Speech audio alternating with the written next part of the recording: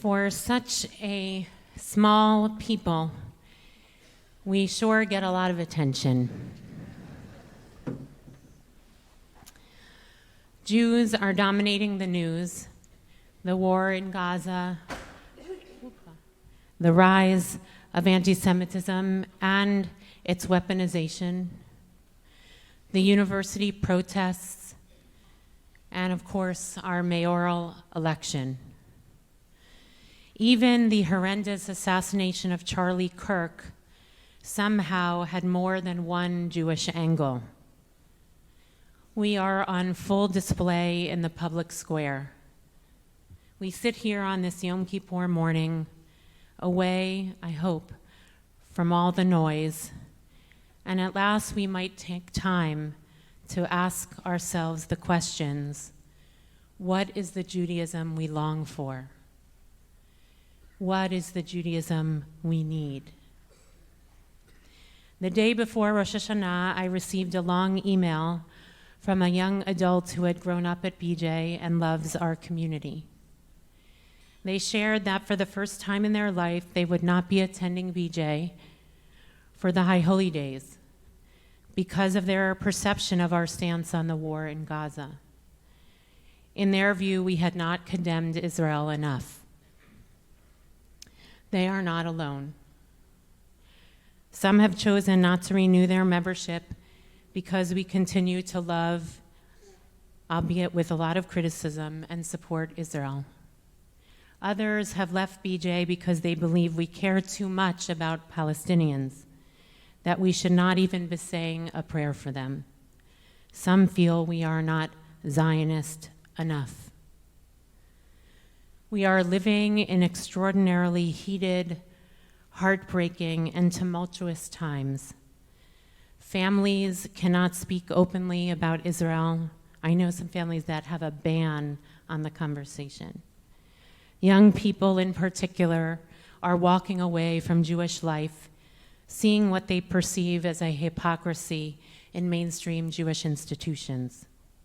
A recent article in the Forward, I don't know if you saw it, highlighted, many articles in the Forward highlight the struggle, but there was one in particular that I couldn't believe I was reading it. It spoke about traditional egalitarian minyanim in Brooklyn that are grappling with their relationship with Israel.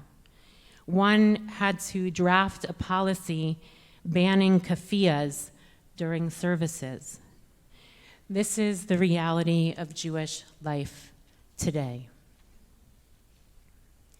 In a lecture in 1958, preeminent modern Orthodox rabbi and religious Zionist Rabbi Joseph Soloveitchik said, "The whole of Jewish history will be interpreted in terms of what the state of Israel will do in the next 50 years.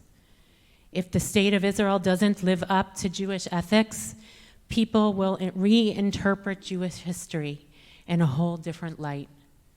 The question is not whether Israel will defeat the Arabs on the field of battle, but whether we'll defeat our evil within our own community and be victorious in this field.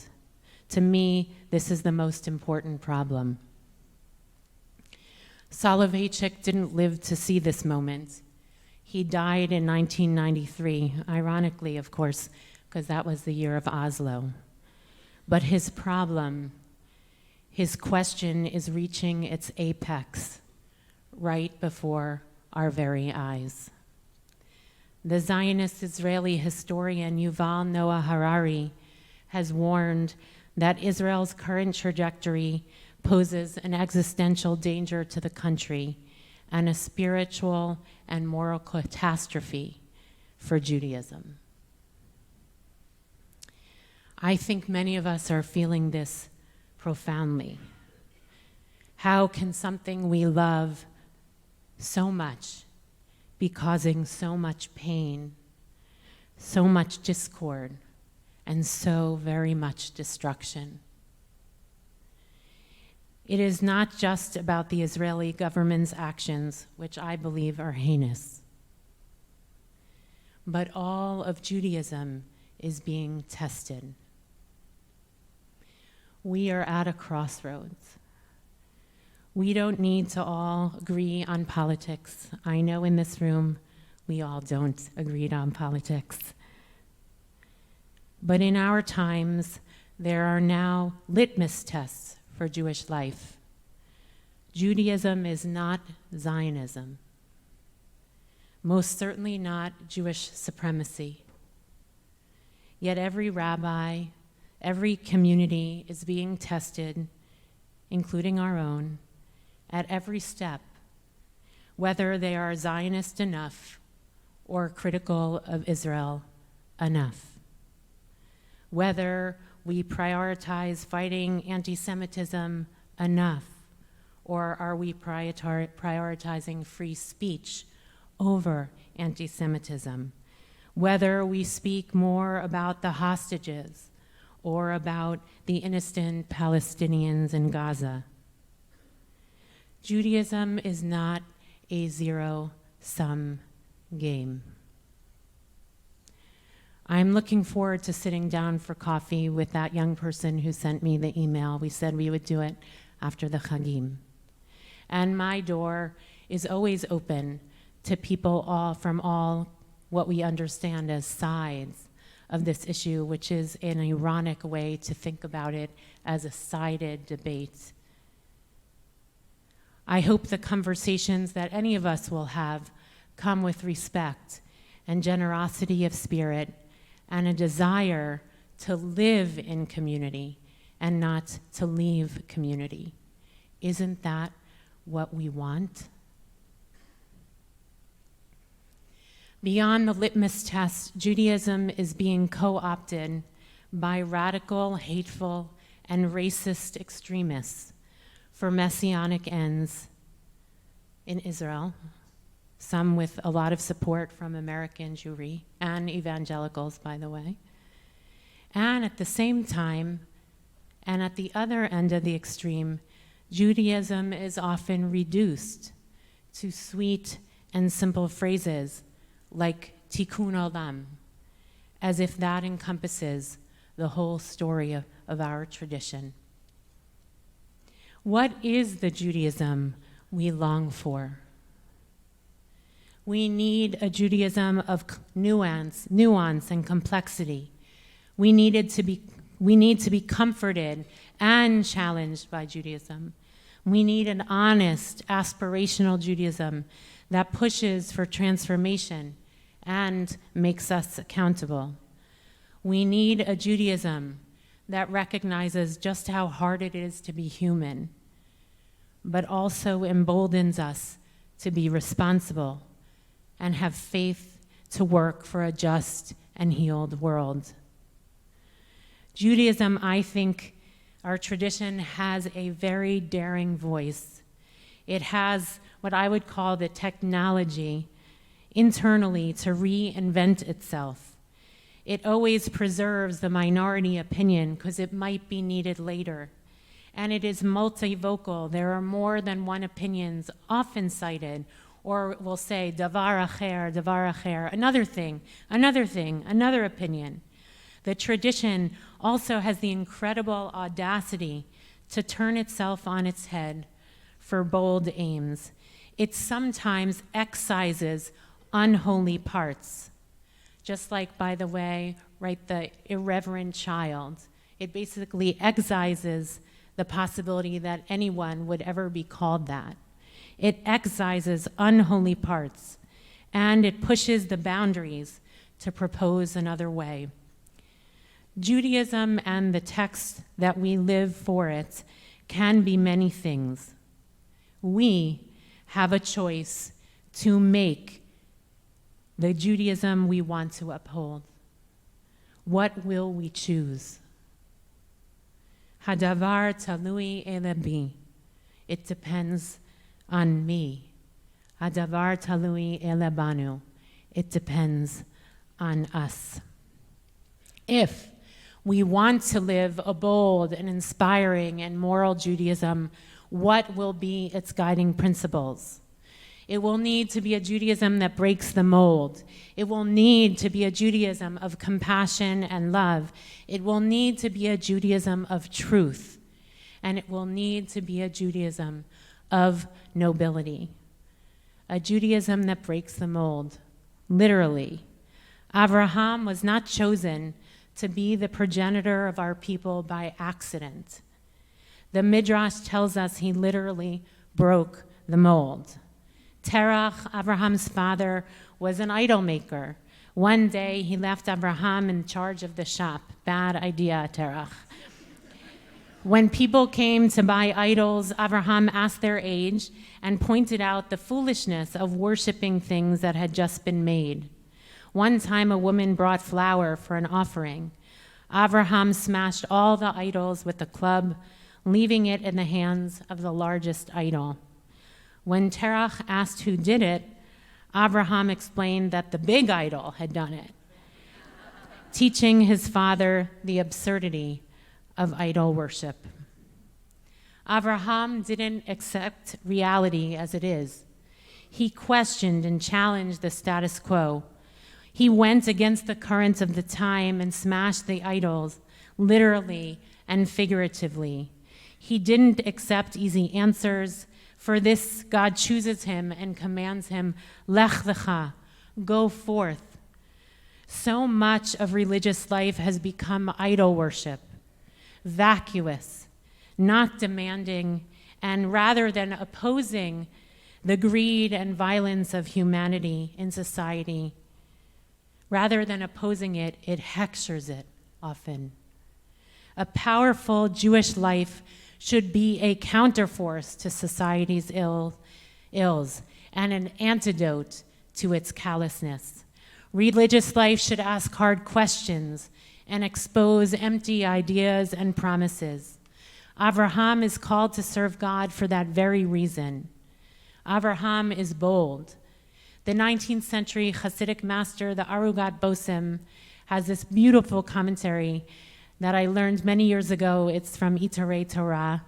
It's an extraordinary commentary. Sometimes a person who is not of spiritual distinction can awaken and strive to ascend, but some falter midway. The righteous, however, clear every obstacle and continue unwaveringly toward the mountain of God.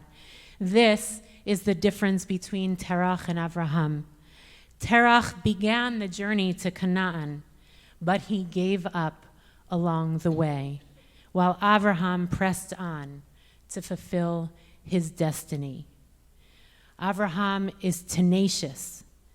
The Svat Emet actually calls Abraham and human beings a mehalech, a walker, because Abraham is always seeking to push through obstacles and ascend to new heights. He is constantly asking how he can fulfill his calling. Abraham is a true iconoclast. He does not defy authority or shatter idols, literal or figurative, merely for the sake of rebellion. His drive is deeper, to challenge the conventions of his society in order to reveal and advance a higher, more just and glorious mission. That's the kind of Judaism we need. A Judaism of compassion and love. There are countless ways that Judaism gives primacy to compassion and love. This afternoon, we will read from the Holiness Code the verse, Ve'ahavta l'reacha kamocha, you shall love your neighbor as yourself. And famously, Rabbi Akiva teaches, Ze klal gadol b'Torah. This is the greatest klal, this is the greatest tenet of the Torah. But of course, some commentaries read that very narrowly. The neighbor is not your neighbor, it's your Jewish neighbor. While other commentaries read it very broadly. It's any neighbor, any human being. The tradition understands implicitly that it is harder to love or have compassion for the one who is not like us, who is not our family or our neighbor. And there is an astounding passage in the Talmud that asks us to stretch our notion of compassion beyond our own. In the book of Judges, we read of the story of Sisera, the commander of the Canaanite army who fought against Israel. Devorah, the prophetess and judge, instructed Barak to lead Israel's forces to battle Sisera's army. They prevailed, of course. Sisera fled on foot, and he didn't have a pretty ending, by the way. He was killed by Yael. Meanwhile, the Torah states, Sisera's mother peered through the window. Behind the lattice, she cried out, "Why is his chariot so long in coming?" Talmud Rosh Hashanah 33b teaches that the sounds of the shofar on Rosh Hashanah are the cries of Sisera's mother. On Rosh Hashanah, the cries we are meant to hear are not only of those of our own people or our own hearts, but perhaps the least likely person we might have compassion for. The stranger, the foreigner, even the enemy. Aidan Fisher Brown writes, "The shofar compels us to access our humanity even when it makes no sense." The blasts of the shofar awaken us from the spiritual slumber. The echo, the cries of Sarah at the Akedah were taught. They resound as both a call to battle and a herald of redemption, and yet this teaching that these wails are also the cry of Sisera's mother is an unsettling one.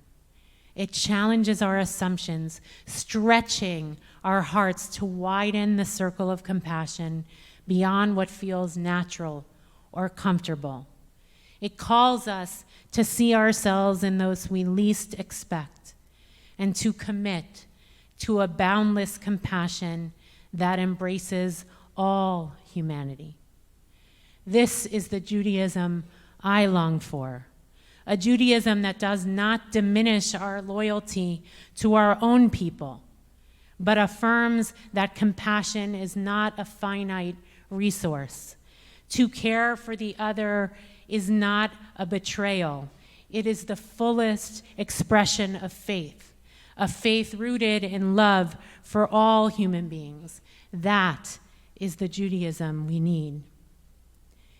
I not only long for a Judaism that challenges and questions and extends compassion to all, but a Judaism that tells the truth and a Jewish community that tells the truth.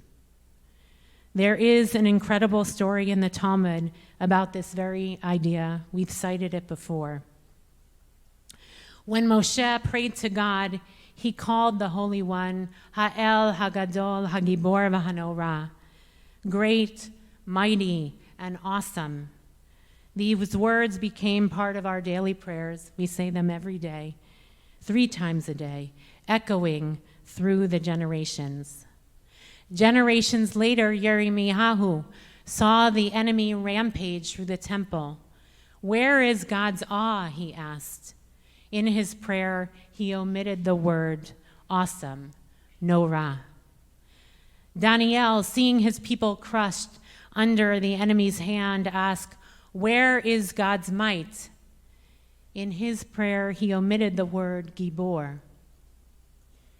The Talmud asks, how could they change the words of Moshe? Rabbi Elazar answers, because they knew that the Holy One is a God of emet, of truth, and God despises falsehood. To stand before God in prayer, they would not say words that rang hollow. The voice of tradition is inclined to critique Yirmiyahu and Daniel for straying from the established formula of prayer. Today they would say they were off the derech, they were off the path. Moshe said it, they should follow it. Beneath it all runs the unspoken question, who do they think they are? Rabbi Elazar's answer is extraordinary. God desires our honesty, not our lies. True faith and genuine commitment to God are rooted in transparency, faith that does not mask feelings, but instead calls us to maintain an open and honest relationship with the divine. This provocative text challenges our habitual forms of Jewish life and our tendency to privilege form over substance, tradition over truth, and loyalty to our people over tochacha, over rebuke. I'm going to say that again. This provocative text challenges our habitual forms of Jewish life and our tendency to privilege form over substance, tradition over truth, and loyalty to our people over tochacha, over rebuke. The rabbis were masters at turning the tradition on its head, reinterpreting passages that pressed against their own sense of justice and dignity in order to build a Judaism that is both honest, meaningful, and righteous. What kind of faith would ask us to lie? The Judaism we long for and the Jewish community we long for is one that demands our commitment and loyalty, yet never, never at the expense of truth and honesty. Finally, the Judaism I long for, I hope you too, must be a Judaism of nobility. An iconoclastic, loving, and truthful Judaism must be an expression of our deepest divine selves, our ennobled souls. In 1949, Rabbi Abraham Joshua Heschel gave an address to an assembly of Orthodox day school principals. It's entitled Pikuach Neshama, to save a soul, a play, of course, on the commandment Pikuach Nefesh, to save a life. He said, "The purpose of Judaism is to destroy the instinct towards madness which lurks at the gate of the human soul, to cause something of the world of divine nobility to dwell in this world." What is the meaning of nobility? A person who possesses nobility is one whose hidden wealth surpasses their outward wealth, whose hidden treasures exceed their obvious treasures, whose inner depth surpasses by far that which they reveal. Refinement is found only where inwardness is greater than outward appearance. The hidden is greater than the obvious, depth greater than breadth. Nobility is the redeemed quality which rises within the soul when it exchanges the transient for the permanent, the useful for the valuable. Heschel spoke these words at a time when survival might have been enough. It was 1949, after all. But continuity was not enough for Rabbi Abraham Joshua Heschel. He wanted a majestic Judaism and a radiant Jewish people, where refinement of the soul was of primary purpose. I can't really imagine how he was received by those Orthodox day school principals, I have to say. Nobility means living with inner dignity and an elevated purpose. Nobility is living in service of the Holy One from a place of integrity and authenticity and humility. Nobility manifests in the obligation to another and a commitment to live an ethical and just existence. Nobility allows us to transcend the muck and mud of this world and to taste a little bit of the world to come. Eddie Hillesum, who I spoke of earlier, was a Dutch Jewish author of confessional letters and diaries, which describe both her religious awakening and the persecutions of Jewish people in Amsterdam during the German occupation. In 1943, she was murdered in Auschwitz at the age of 29.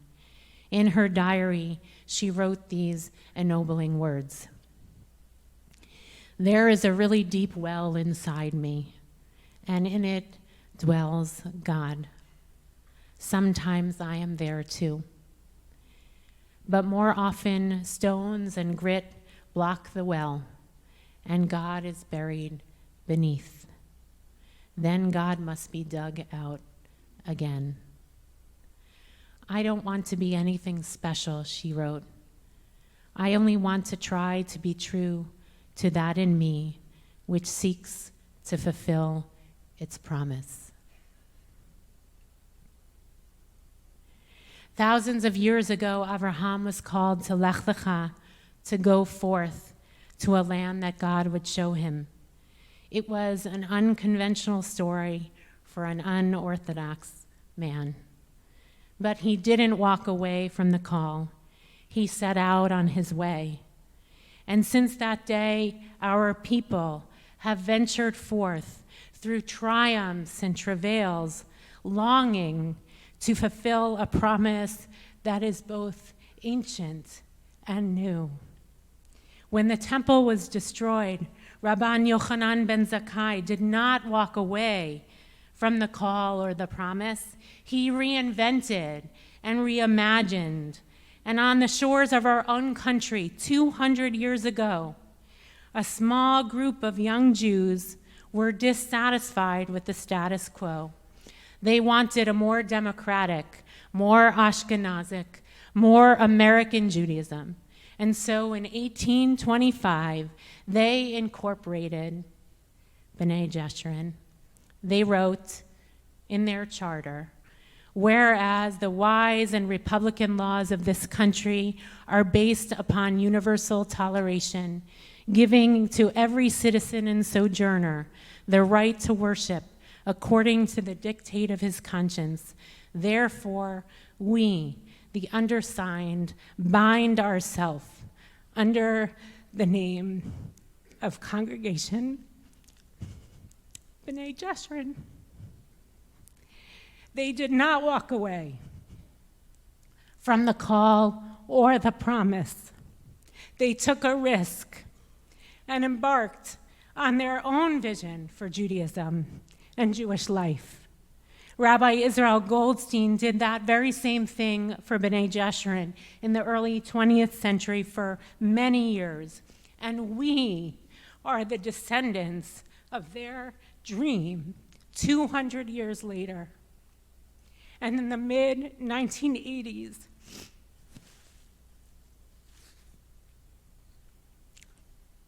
Rabbi Marshall Meyer and our beloved Roli took a moribund congregation with many of you and built an astounding community that was needed and longed for. We are all bound under the name of B'nai Jeshurun because of their audacity and love. 40 years later, in the new year of 5786, with a world in shambles and Judaism in a spiritual, moral crisis, I am here to tell you that we will not walk away from the call, and we will not walk away from the promise, not of Judaism and not of Israel, because if we walk away, we know what will remain. Who could have imagined, even 25 years ago, that a single mother rabbi from a small town in Connecticut would become the next Rosh Kehillah? Surely not I, and certainly not the young men who founded BJ in 1825.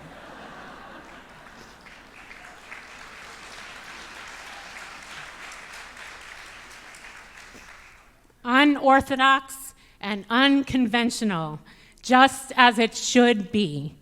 That is the blessing of our glorious tradition. Ben Bagbag Omer hafoch ba v'hafoch ba dechula ba. Ben Bagbag said, turn it over and over again, for all is therein, and look into it, and become gray, I am, and old therein, and do not move away from it, for you have no better portion than it. Together, all of us will build the Judaism we need and we long for. We will not move away from it. There is no better portion than it. Let us be bold and audacious.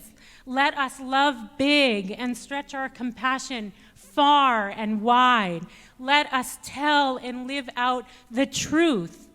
Let us find the deep well of God, and if it's buried, let's dig it up. And let our noble souls rise. Let us go forth like Avraham.